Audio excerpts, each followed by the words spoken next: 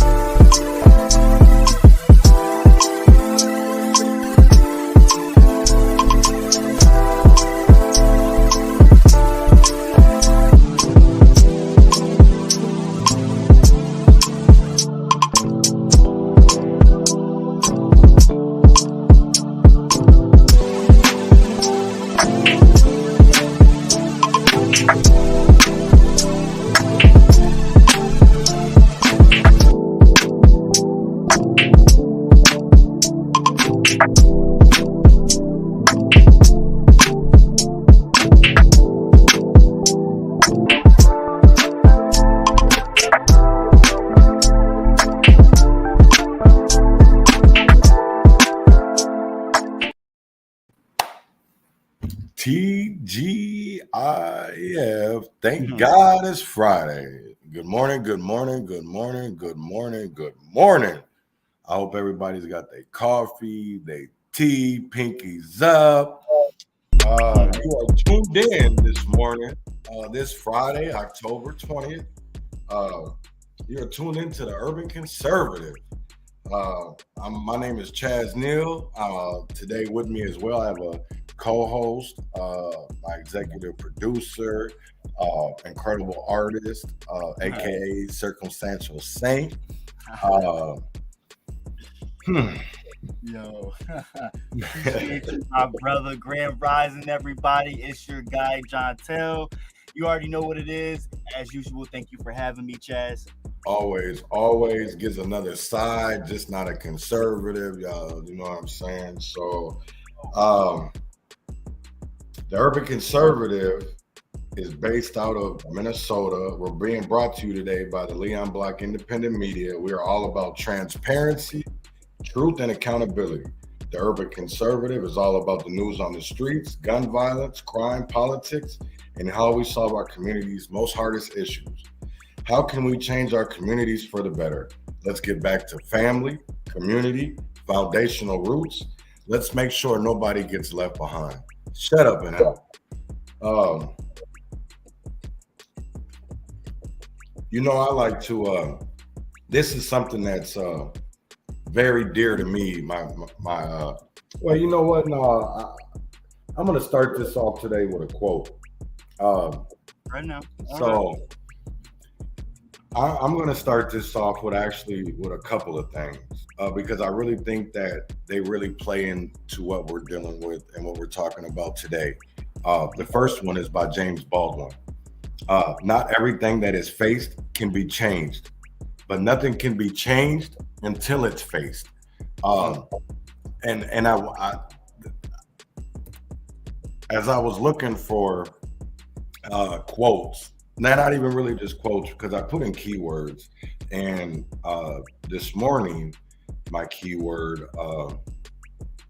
was Black empowerment, because what empowers us, and knowledge, wisdom, and understanding is what empowers us to be who we can be, because we can be anything. We have to get these chains off of us.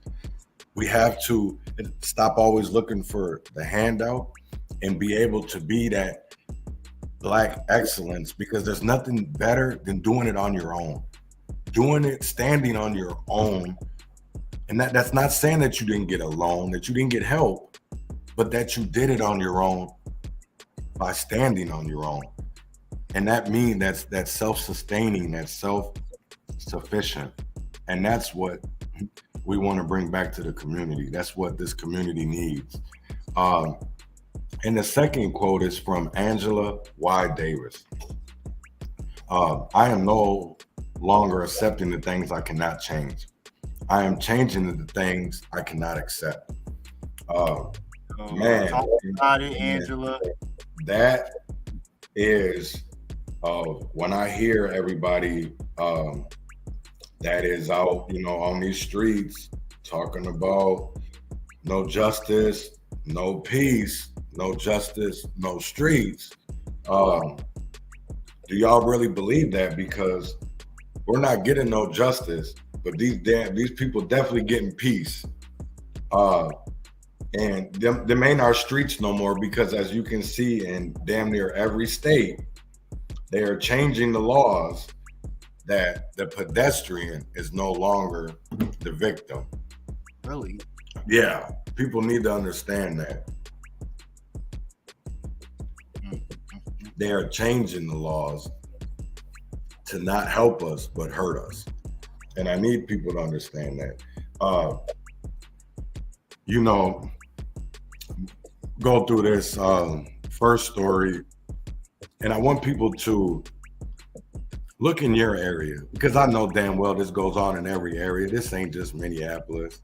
This ain't Minneapolis. You know what I'm saying? This is going on in Milwaukee. It's going on in Los Angeles. It is going on in Vegas, Washington. And how do we solve it? Because obviously money is not going to solve this issue, right? Because if money solved the issue, I would honestly believe that if Minneapolis in the last 2 years has thrown over $200 million into homelessness, I would honestly, hopefully believe that money would have solved it. And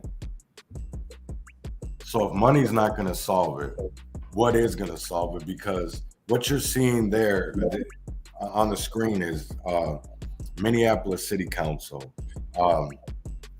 Also, what you're seeing on that sign is the piece of paper that is me with the mask on. Is a moratorium, and I'm probably saying that wrong. Excuse my French. Moratorium. Thank you, my brother. When we know better, we do better. That's right. Each one.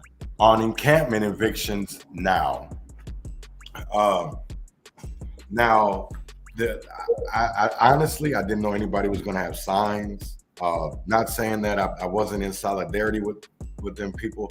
And I just got to say this before I go on. I'm sorry, the janitors. I left my soda there yesterday. So I do apologize for leaving garbage. I do need to say that, because as you see in the picture, my Mellow Yellow was still there when I left yesterday.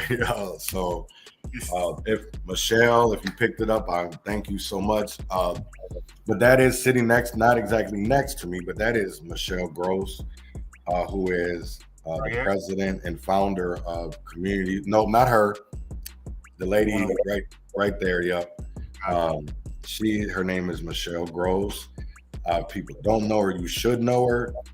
She is somebody that has really been out here, boots on the ground, with trainings, webinars.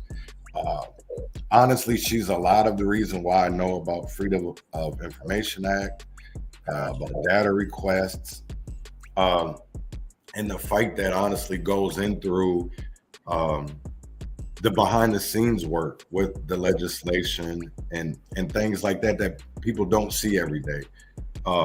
Because that is also a part of being boots on the ground. That's right. You know what I'm saying? Is we have to. It's not just about being seen. It's not about shutting down council meetings. That didn't happen yesterday. But it's about being not the people just in the crowd, but being the people behind in those seats that are making decisions. And that's the one reason why I went yesterday. Was I knew this was on the agenda, the encampment. But the one that really got me of why I went was the switch of government that was going to.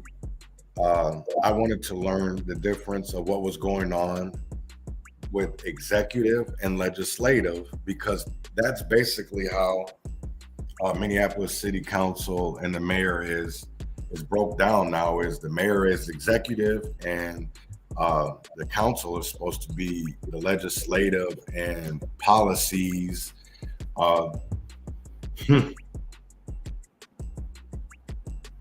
It's supposed to be in charge of all of that. But what I seen yesterday was not that. I really seen it as no accountability at all.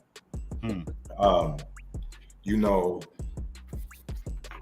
I honestly, and this is the one thing that I need people to understand of where executive and legislative come into play.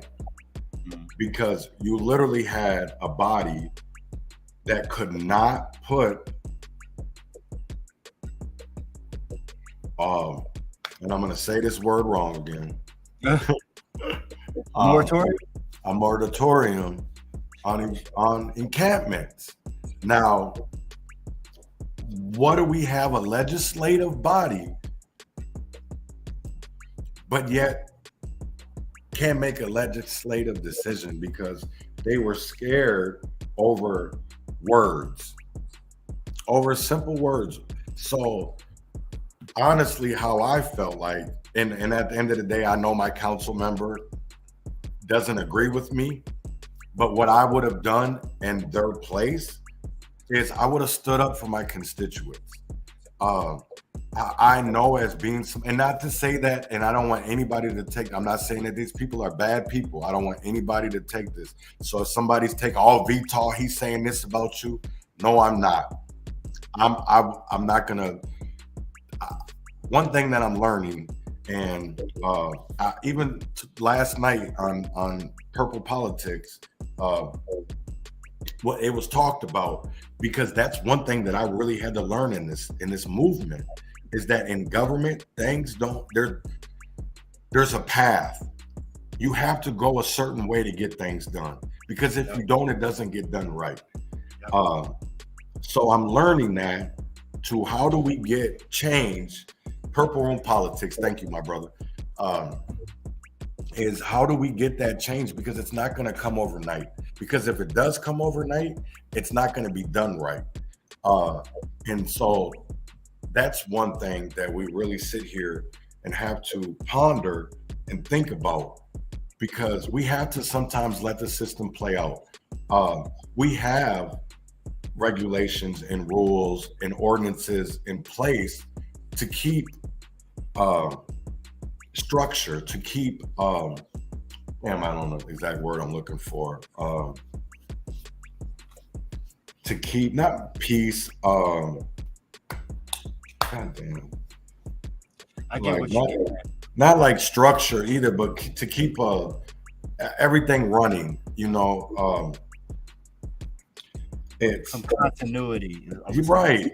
But how does that really work when I don't think it does. I think that's us compromising too much, at least from my perspective, because I want all this shit shut down right now and us to start right the fuck over tomorrow. However, right. Oh yeah. Excuse my language. We'll never see that. Right. At least not in our lifetime. But so yes, but what about a gradual compromise? You know, and you know, like for example, police aren't going to. Well, see, but that's the crazy thing. You bring up a very good point. Compromise, right? Because some people feel like they've already compromised enough. That's my thing. That's what I think. And I think that history has shown that the only time any effective change has happened is when massive amounts of people mobilize, and violence is always incurred. And that's just what it is. People are afraid that violence is incurred. And that's just what it is. People are afraid of that violence. They're like, oh, but I don't want to walk out of my job. What about the money? We're not going to be able to eat tomorrow. Really? So you just rather just spend the rest of your life just living dead instead of taking action tomorrow, all of us at the same time, because then we would effectively get something done. And there are people and massive amounts of people that already have been thinking about this for decades about what we can be doing to put in place when and if that was to take place. And so many other governments and countries across the world, this happens all the time. And they grow by leaps and bounds in some sense, or they have radical changes.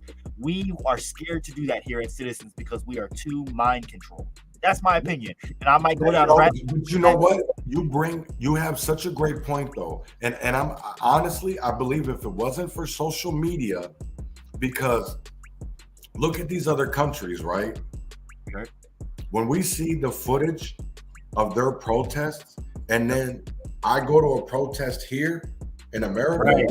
them Right. shits be two different things, bro. Yep. They be two different things, right? Colombia, Brazil, Korea, Right. Hong Russia. Kong, Russia, Germany, all of Europe, everybody, they go hard. Africa, So Haiti, they just had a protest against their own gangs and Right. against the US and Canada saying get the fuck out of our country. Excuse my language again. But it makes me pissed off because they know how to mobilize and they don't have anything, and they're still standing up to the biggest powers in the world and saying you don't belong here. We'd rather be poor than to have you intervening in our mess. it's not even it's that, and I'm gonna go back to the violence point, Yeah. because you don't get change without violence, and I'm gonna tell people why, and then I'm gonna go and tell you why the people are scared in today's time. Because if you look at the Women's Act of 1920 and you look at the women's suffrage movement, there's not many women in today's times that really understand why they have the rights that they have today. Right. Because you were not, I'm sorry, sweetie, but you were not written into the Constitution. Just like I wasn't, neither were you. Because when that Constitution was written, that was for white men and white men only. Mhm. Because if that's we the people shit really meant something, we the people would have been everybody. It wouldn't have been labels of black man, white woman, because you were just property, just like this iPhone I'm holding in my hand. Yeah, you were property. That's why in today's times, I believe in marriage, but not by the government. And I'm gonna tell people why. Because that's a piece of paper. It's a piece of paper. The same thing. It's a receipt, confirmation that that's your property. Because that's why, if people really don't understand, is why we didn't even have marital rape laws until just not even like 10, 15 years ago, because of the simple fact of that was their property. You can't tell no if you own something. Not saying that there was like an ownership, but it kind of was, because women, honestly, if you even look at it, there was so many things that women couldn't do even after 1920. If there wasn't certain exceptions, they had to be married. You couldn't be a business owner if you weren't married. You couldn't be a single woman and be a business owner. No, they would still try to shut you down. There was just different ways that they had to go about it. And that's what people don't understand is, right, it's all about capitalism. It's all about money, because at the end of the day, it's all about, had something to do with owning property. Owning property. Why do you have to go to the government to say it's okay that you're married? Think about it. Why? Why? You're paying, and then you got to pay the government to get married and divorced. To get married and divorced. All you're doing is switching the name. That ain't even, for me, ain't even my name. Ain't even my people's name. I don't even want to know what our names are. Talk about it. Our true names. Just like how they do Kunta Kinte and try to name him Toby. brainwash him into Toby. There's that, and I recite it every chance I get when I feel like it's an appropriate crowd. But there was this black teacher who spoke this amazing poem back in like 05, 06 era. And during 2020, it gained a resurgence. And I have it somewhere. I'll have to send it to you because she really she hits the nail on it in every single way about how yes, she talks about colonization and how we were colonized, but she speaks of it in a way of how we were completely whitewashed as a culture, and we were bred and made to be the way that they want us to be. And it's a really awesome poem. She said, you Columbus, our very traditions.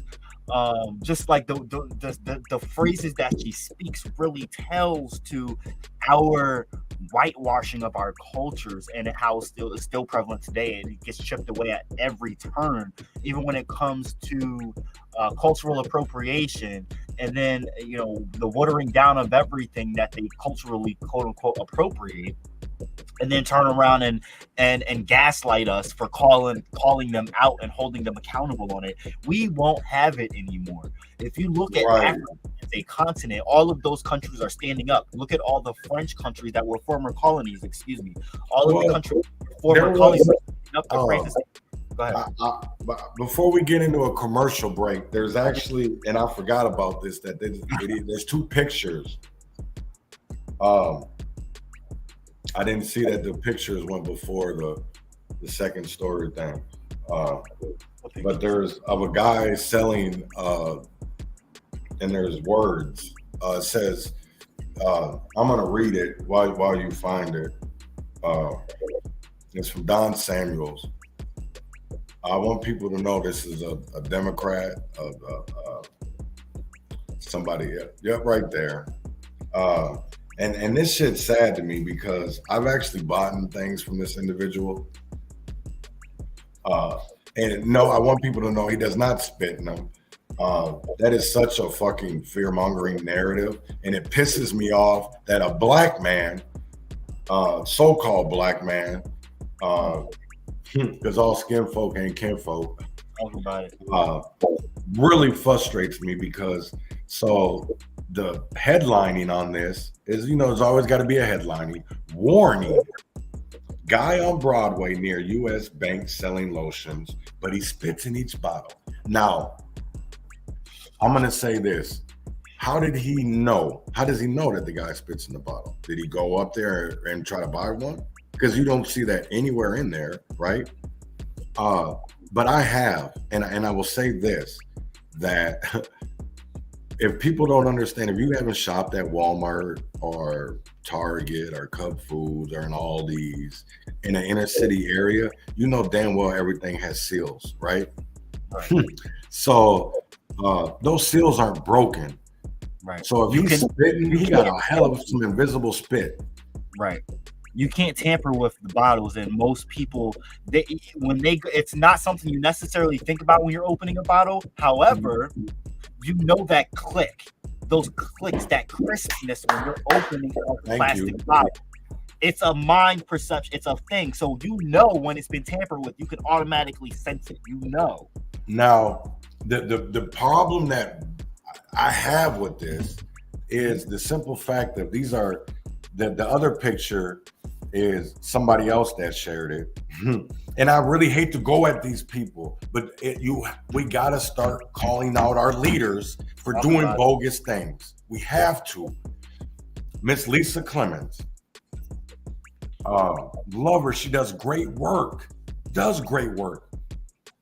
But she always gets behind this fucking narrative, and it pisses me off that people do this. Because first of all, if we're gonna call out things, don't call out with lies. Let's go facts, because there is something wrong in this whole situation, right? Now, the guy is selling stolen goods. I disagree. Everybody's got to hustle, right? But I would rather him do that than out here selling crack are selling heroin. He's actually selling things at a cheaper price to our people than what the stores would sell it to us, and giving us a better deal for very high, very like spendy products over here, over north. So in impoverished areas, Tide, the things that you're seeing down there is things that he is selling at a cheaper cost. So Tide, all because of a name. All because of a name. It's name brand things that we have to pay above cost for, that he's giving it to us for a cheaper cost. So whatever, regardless if it's to maybe feed his addiction, and I'm not going to sit here and assume and make an ass out of myself. So could be for different amounts of things. So I just want people to think about that. And I love this lady to death. She does great work, but we have to start calling it out when people are doing wrong in our community. And if we're going to call it out with facts, because I've actually bought from this man and there's no spit. The seals are still sealed. They're not tampered with. So if we're going to call anything out, let's call it out for if it's stolen product, but don't sit there and try to knock somebody's hustle that's maybe trying to put food on the table or pay their rent or pay their light bill or pay their gas bill, because there's so many other ways that he could be doing it wrong. Instead, he's a very good salesman. Why don't we try to get him education and try to get him a job that maybe pays him so that he doesn't have to be out there doing that? Why not that? Right. Instead of demonizing and thinking the worst things possible. And I want people to know, I did message Don Samuels privately to talk. Oh, word. So I did do that because I don't want to get into it with these people all the time publicly. But I had to, they made that post, I had to call it out publicly. I had to. It would be nice to have them come on T and we can sit down and talk about this. Man, she ain't gonna do all that. Look, but hey, we at least can always in the offer. And if they decline, we can tell the public that they declined. It is what it is. We got to start holding people accountable and letting the people know that when we hold them accountable and we give them an opportunity to explain themselves and they decline, we can showcase that. And that is a problem. It's indicative of those poker faces. Now, people always want to go. What's that? No, it bugs me because I commented on the post and she just responded to me. Charles Neal, if that's my Facebook name. If Don saw it, I believe him. For the record, I stopped and gave him some money before and rode by with Ramsey County Sheriff when we gave everyone out their gift cards for food to make sure they eat. Now move around. Nowhere in there. Well, Don never said he's seen anything. And this is the part that frustrates me. Because if he would have went up there and seen anything, obviously I seen the man, there was nothing but that picture that is out of a car at the stoplight. Everybody, if you're from Minneapolis, everybody knows that damn corner. It's from a stoplight. It's a corner that you go into a parking lot. And that frustrates me, man. It's like, I don't, at the end of the day, I'm going to call it out. I said what I said. That's bogus. Don Samuels did not see that man spitting shit. Because if they're thinking that the strings coming down off the man's hoodie is spit, the man got, if you see where his face is, people crazy, man. And they want to call us conspiracy theorists. But what we're about to get into next ain't a conspiracy theory, because everybody got to pay bills. So regardless if it's lights, cameras, whatever, we got to pay it. So we'll be right back after this commercial break.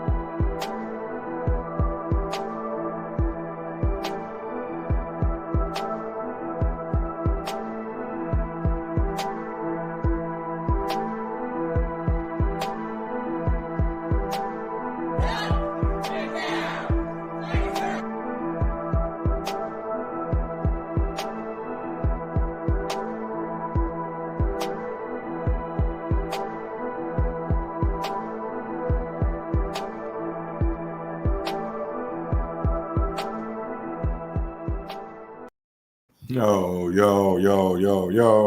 We back. The Urban Conservative.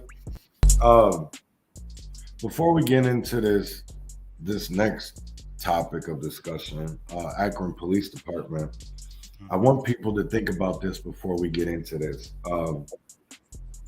Ours is not the struggle of one day, 1 week, or 1 year. Ours is not the struggle of one judicial appointment or presidential term. Ours is the struggle of a lifetime, or maybe even lifetimes. And each one of us in every generation must do our part. John Lewis. I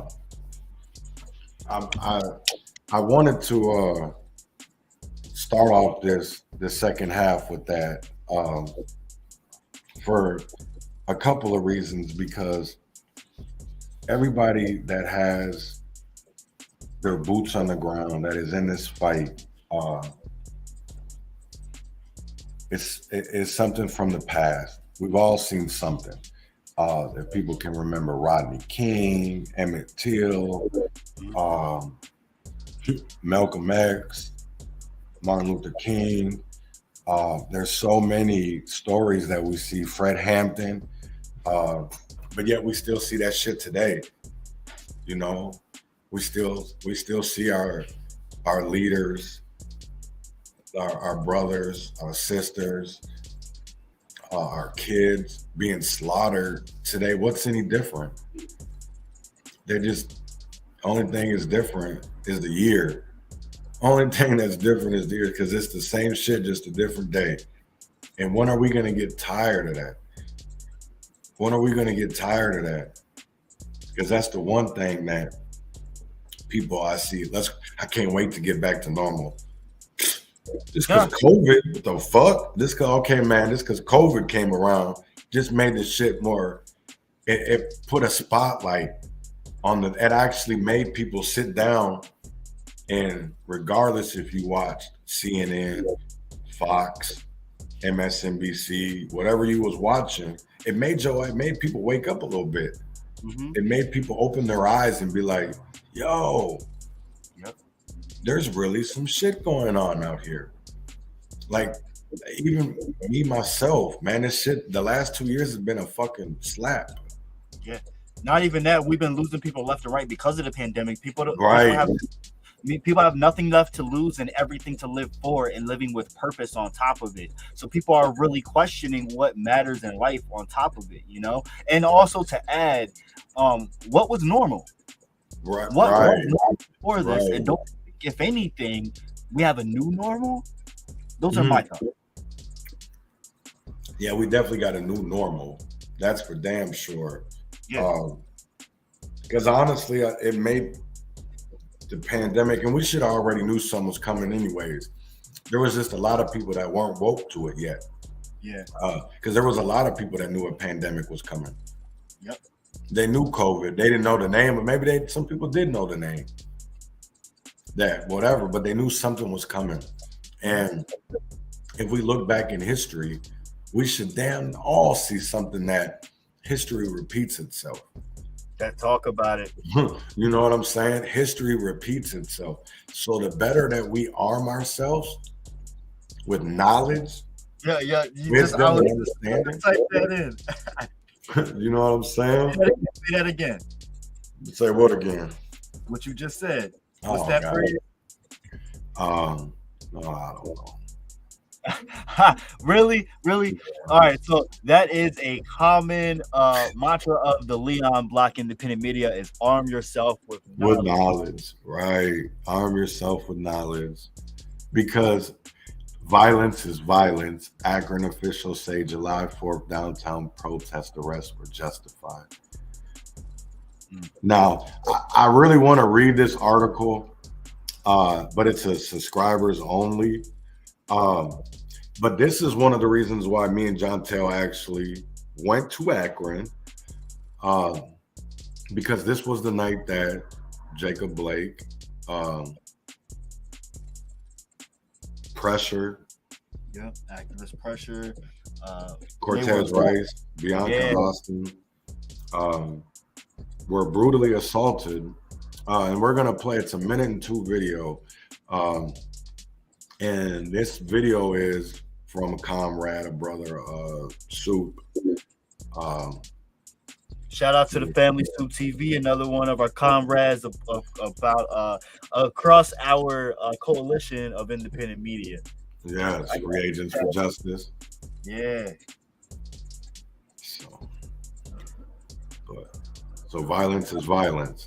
Okay. All right, let me go ahead and play this. Get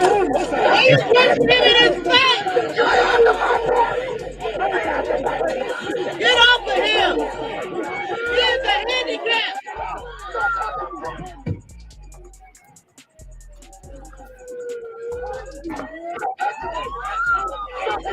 Don't pull him down! He's handicapped! Get off of him! He's handicapped! He's fucking handicapped! Don't fucking touch him! Get him in the street! He's in the middle of this shit! Well, he's not! Watch your back. Watch your back. Y'all punching him in his fucking face! Back up. Back up. Back up. Back up. I'm backing him! Hey! He's on the sidewalk! He's on the sidewalk! Don't get on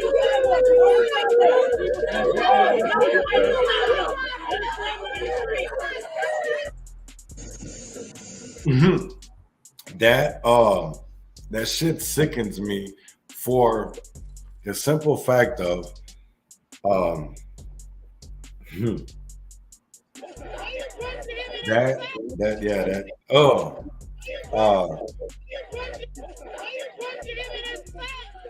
but the fact that all 8 officers are back at work that murdered Jayland Walker, the officers that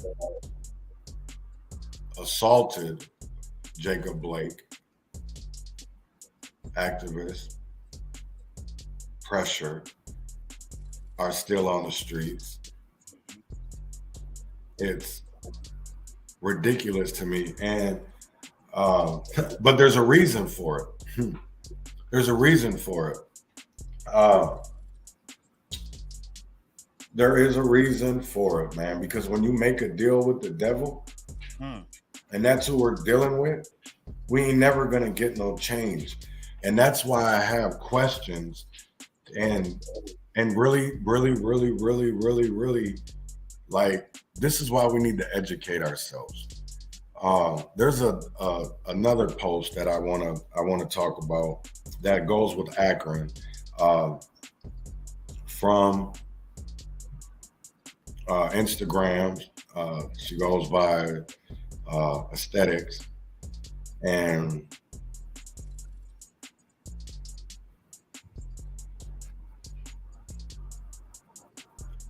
there's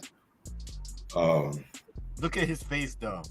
yeah, I can't He stand looks like, it. I'm sorry, but he looks like a little piggy. Right? I wish I had access to that video real quick, but Oink. so the reason why I'm talking about this is because there's a ballot question, Akron issue number 10, that is police community relations in order to establish a citizens police oversight board and the Office of Independent Police Auditor consisting of a full-time police independent auditor, a full-time deputy independent police auditor, and at least one other full-time staff member, with funding appropriated on an annual basis in an amount sufficient to pay for the personnel services and other expenses necessary for the effective operation of both the oversight board and so they want 100,000, but it's on the ballot, so the voters get to vote for it. Now, the problem that I have with this is that, yes, the voters get to vote on it, but it's not the people that get to handle it. So I want people to really think about this. And the whole reason why I really wanted you to go on this is for the headline. Not this headline, the headline that Queen used, that they made a deal with the devil. And I want people, it shouldn't be very hard to think about of who she's talking about. Mm-hmm. Who is the biggest group out pushing something right now in Akron? We knew, yeah, we did. And what's crazy is most people out of state knew this was coming. Yep. It's the people in Akron that need to wake up. And there's some that are, but they're being silenced. And we definitely need to stand behind those people that are being silenced. Because that group definitely did make a deal with the devil. They made a deal with the devil. And there has been simple questions that have been asked that they don't want to answer. So, Akron, y'all talking about y'all woke. Let's see. Because y'all really ain't acting like it. How is all of these things happening? What's that saying? If you working with the cops, you're a motherfucking ops. If you working for the city, you're a motherfucking piggy. Yep. So I want people to think about that. Because I know this organization is pushing out a lot of candidates right now. And I want people to know that. Yeah, I want people to know that. They're pushing candidates. They're endorsing them. And that speaks volumes. I ain't never seen none of these people out there when I was down there. If they don't get away from the allies and get with the comrades, get with the people that are going to be out there that are not complicit, but complacent. Maybe that's a different word. I don't know. I was trying to think of the word, but a co-defendant. That's what motherfuckers need. Right. I don't need no ally. I need a motherfucker that's gonna be out there hand in hand with me, and then first of all, gonna take the charge and let me go free because they know they gonna get probation, or I'm gonna go to the joint. That part. Because I'm gonna tell you right now, there's definitely some people out there I'd die for because I know they would die for me. So that's being woke. It ain't just talking about it, you're by any means necessary. Yep. It's actually being by any means necessary. And like Leslie pointed out, get with the comrades. And that's the difference I see between an ally and a comrade. Right. You know, we're a unit, we're a quilted, we're a quilt network of people from all different shapes and sizes and colors and backgrounds, but we understand the assignment. That's what's important. And shout out to Leslie, who is going Grand Rising Leslie, who's going to be the host of a new show coming out soon, Shower Talk. Definitely stay tuned for that. I know the title gets y'all attention, right? Shower Talk. What's Shower Talk? Yeah, definitely got mine. Y'all will see soon. That's right, Leslie. We are the people. And the people united will never be defeated. Man. That's right. Because I'm gonna tell you right now, next protest I go into ain't gonna be at no empty building. Ain't gonna be, if it's gonna be after hours, it's gonna be at their house while they having din or putting their kids to sleep. As it should be. Right. As it should be.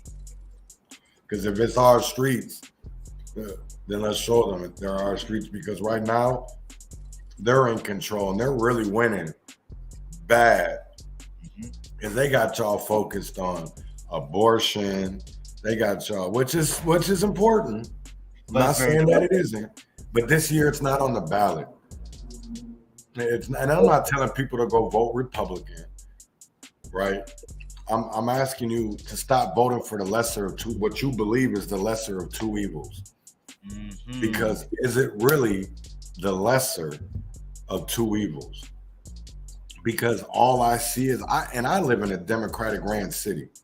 I want people to understand this. So when I talk about Democratic failed policies, when Black Lives the Streets talks about failed Democratic policies, that's because we're in an area, in a state that is dominated by Democrats, that we've seen decimate, brutalize, traumatize our kids. That's not the Republicans. That's Democrats. But yet I hear Democrats tell us that the Republicans are racist, and which probably some of them are. But Democrats got Negrophobia. And I'll tell you right now, I'd rather be around a racist all day than somebody with Negrophobia, because Negrophobia is that Minnesota nice. They're gonna talk about you nice in front of you, but when you get behind closed doors and you ain't there, they talk dirty about you. That smile in your face, he, laugh with you while they stabbing you in the back and shutting down everything possible behind your back. So, and we've all had that happen, because you can't be a revolutionary in this movement if you haven't had that type of backstab. That means you ain't doing something right. Right. Because if you ain't got no critics, you'll likely have no success. And I got critics left and right. Left and right critics. So that means I'm out here doing something right. When they sit there and threaten your kids, you're doing something right. When they lie to try to get you thrown in jail, or they go around so many ways around the system to get you locked up, that means you're doing something right. Because I don't know how many people in this movement in the last 2 years have got as many arrests and citations as I have. Because I got about 27 and only 2 convictions. 2 convictions. I've had, and my own attorney. And that's why I tell people to watch Darrell Brooks' case. I'm going to tell you, do I think that man's an idiot? Is he guilty? Yes, but premeditated? Never. That man didn't plan that. Does he deserve to go to prison? Yes. But he also, because there's never going to be no justice out of this. There's never going to be any financial. There's never going to be any justice for the families and the eye to eye, because he still has people out there that are hurt. You can never bring that type of justice. That's why I don't honestly ever see, the Bible says an eye for an eye, but how do you get an eye for an eye out of this situation when there's multiple victims? He killed multiple people. So you can never there's never no equal justice in that. There's never, just like with George Floyd. Yeah, there's been plenty monetary justice, but has there actual been justice? Because Derek Chauvin's still alive and getting paid every day for sitting in a prison cell. While you have people out here hungry, homeless, and we're fighting. But yet they're sitting in a prison cell being paid, or they're out here on these streets still being police officers, still doing the same thing while you go vote for these people November 8th. And just remember that they're signing off